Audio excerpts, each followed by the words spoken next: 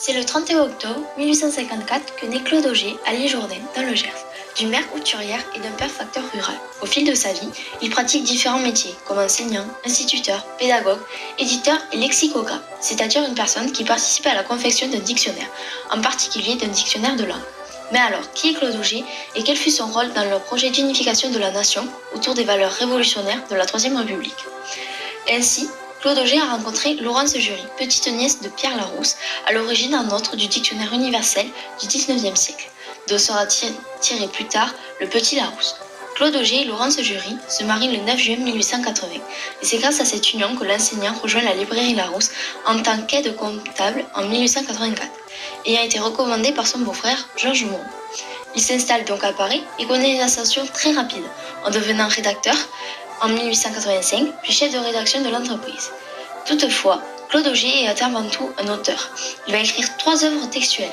Le deuxième livre d'histoire de France de 1891, le livre préparatoire d'histoire de France de 1893 et enfin le deuxième livre d'histoire de France qui parle des France et des colonies de 1920.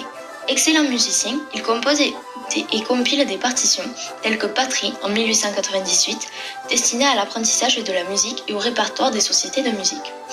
Dans le domaine de la grammaire, son expérience d'enseignant lui permet de s'adapter ses cours au public visible. Claude Auger sait également s'entourer. Il s'associe à Maxime Petit pour rédiger les manuels d'histoire. Les articles des dictionnaires sont confiés à une équipe de rédacteurs compétents et efficaces.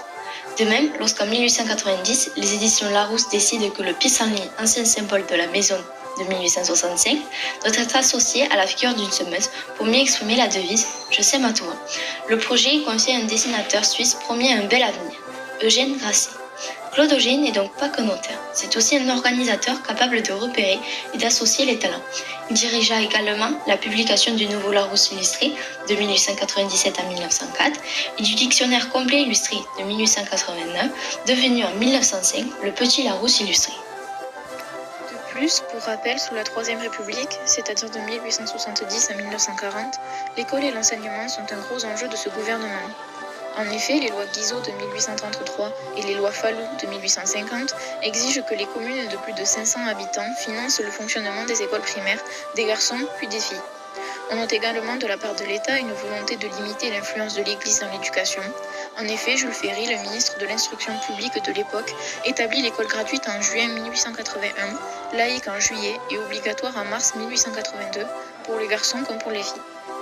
Les filles, par ailleurs, se voient accorder le droit de se rendre dans les écoles secondaires. Ainsi, la loi Camissé de 1880 leur donne accès au lycée, mais les matières dites nobles, c'est-à-dire le latin, le grec et la philosophie, restent réservées uniquement aux jeunes hommes. Les filles n'obtiennent le droit d'obtenir le même baccalauréat que les garçons qu'en 1924. La formation des maîtres d'école est rendue systématique et Jules Ferry adresse aux instituteurs une lettre où il définit cet enseignement laïque comme étudié en cours. C'est ainsi que les lois Ferry font la demande de matériel scolaire, pédagogique, parfois fourni par les communes. Cette demande est en grande partie comblée par la Maison Larousse, dirigée alors par le Gersois Claude Auger. Son cours de grammaire est publié à des millions d'exemplaires entre 1890 et 1895.